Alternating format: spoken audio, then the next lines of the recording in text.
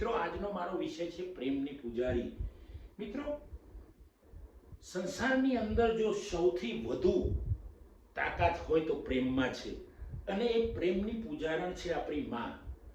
માં સિવાય આપણે કોઈ પણ સ્ત્રીની વાત કરીશું તો સ્ત્રી એ પ્રેમની પૂજારણ છે, કારણ કે સ્ત્રી એ આપણી માતા છે, સ્ત્રી આપણી બહેન છે, સ્ત્રી આપણી દીકરી છે, સ્ત્રી આપણી કાકી છે, સ્ત્રી આપણી ભાભી છે।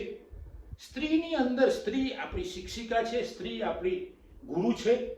સ્ત્રીના અનેક રૂપો છે। મિત્રો સ્ત્રી જ્યારે નાની હોય છે એટલે કે બાળકી હોય છે ત્યારે એ આપણે એને દીકરી અથવા તો પુત્રી કહેતા હોય છે, બેટી કહીએ। થોડીક મોટી થશે એટલે એનું કેટલા બધા રૂપ બદલાય છે। એ દીકરી બન્યા પછી બહેન બનશે, બહેન બન્યા પછી કોઈકની ફોઈ હશે, આ જ દીકરી પરણીને સાસરામાં જશે એટલે વહુ બની જશે, વહુ બનશે મિત્રો, અને કોઈકની પત્ની બનશે, કોઈકની ભાભી બનશે, કોઈકની કાકી, માસી, ફોઈ વગેરે ઘણા બધા એના રૂપો બદલાય છે, અને માં પણ બને છે। અને ધીમે ધીમે માં બન્યા પછી એ જ જે પેલી નાનકડી દીકરી હોય છે મોટી થઈને પછી દાદી બને છે, નાની બને છે, કેટલા બધા સ્વરૂપો એના બદલાય છે। તો આ છે પ્રેમની પૂજારણ।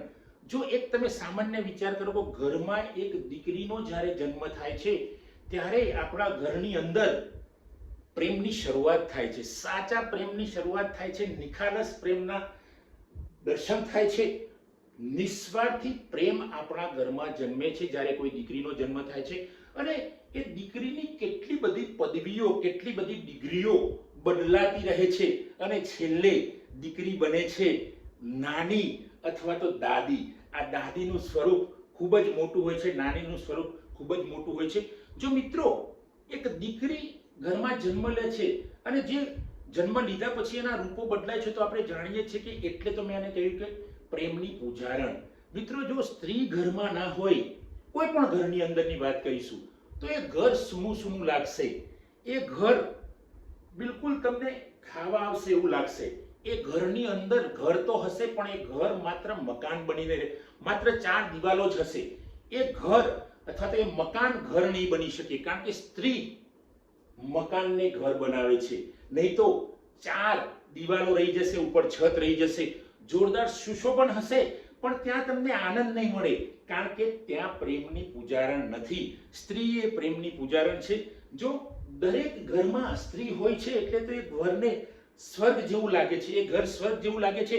અને એ ઘરની અંદર તમે જોશો તો જેમ પેલા પ્રકૃતિની અંદર લીલોતરી છવાઈ જાય છે, એમ જો ઘરમાં સ્ત્રી હોય એટલે કે આપણી માં હોય, બહેન હોય, આપણી દીકરી હોય, આપણી ભાભી હોય, આપણી કાકી હોય, માસી, કોઈ પણ હોય તો ઘરની અંદર એક વાતાવરણ કુદરતી બની જાય છે। તો મિત્રો આ સ્ત્રીનું સ્વરૂપ એ જુદું જુદું બદલાય છે, એટલે તો એને કહ્યું છે કે પ્રેમની પૂજારણ। જો સમાજની અંદર આ પ્રેમની પૂજારણ ના હોય, સંસારની અંદર આ પ્રેમની પૂજારણ ના હોય તો સંસાર નકામો લાગશે, સંસારની અંદર આપણને જીવવું નહીં ગમે। તો મિત્રો એક વાસ્તવિકતા છે કે જે ઘરમાં સ્ત્રી હોય એનું પૂરું માન જળવાવું જોઈએ અને સન્માન મળવું જોઈએ, મળે જ છે, નથી મળતું એવું નહીં, પણ આ તો અપવાદરૂપ કિસ્સાઓમાં ક્યાંક હોય, અને સ્ત્રીના પણ ક્યારેક અપવાદરૂપ કિસ્સાઓમાં સ્વરૂપો બદલાય, એ અપવાદ છે।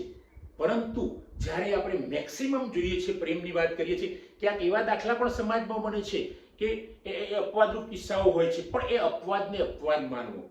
મેક્સિમમ જે બાબતો છે એમાં સ્ત્રીનો જે પ્રેમ એટલે કે સ્ત્રી પ્રેમની પૂજારણ છે, એને કંઈ જોઈતું નથી। તમે જુઓ કે તમારી પત્ની હોય, તમારી માતા હોય, બહેન હોય, દીકરી હોય, તો એ કોઈની જોડે કોઈ અપેક્ષા રાખતી નથી, એ તો એમ જ માને છે કે હું તો મારું ફોડી લઈશ, હું તો મારું કરી લઈશ। તો મિત્રો આજે કંઈ જોઈતું નથી પિતાના ઘરેથી અથવા તો કોઈ પિયર પક્ષેથી કંઈ જોઈતું નથી, આ જ પ્રેમની પૂજારણ છે।